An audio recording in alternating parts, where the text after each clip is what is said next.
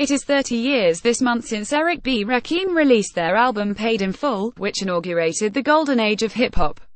If you need reminding how remote that era is from today, subtracting the same 30 years from 1987 would take you to a world yet to experience Elvis Presley's Jailhouse Rock. Hip-Hop Hooray, the 12th of August, from 7 a.m. 6 Music is the faintly crackerjack title given to 12 hours of programming celebrating this anniversary and its musical heritage, fronted by Marianne Hobbs, Huey Morgan, Liz Kershaw, Jill Peterson, Craig Charles and Eminem.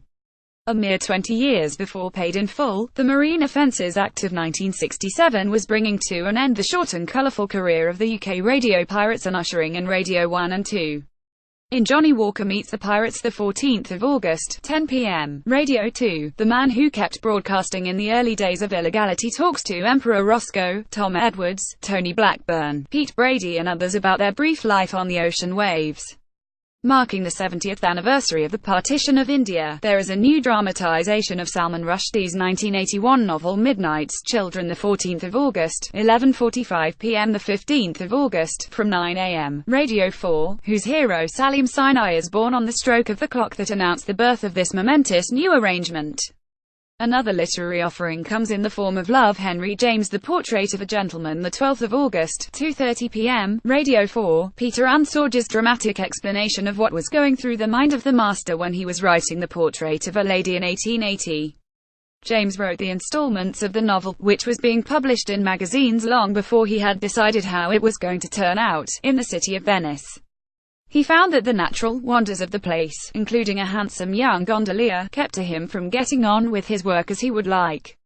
Here Guy Paul plays the writer, while Catherine Kingsley is the American novelist trying to get her hooks in him. The people who do The Daily, the excellent news podcast from the New York Times, are slowly realizing that the current state of play in Washington means that they have a situation and a cast of characters in their crosshairs who are more extreme and more interesting than the highly coached stars of pop music, movies and sport. And so they're following the goings-on in the city with a new podcast called The New Washington. Introducing the new stream, the paper's Carl Hulse observes that politicians are far more likely to submit themselves to a long conversation than to the cut and thrust of a press conference or TV interview.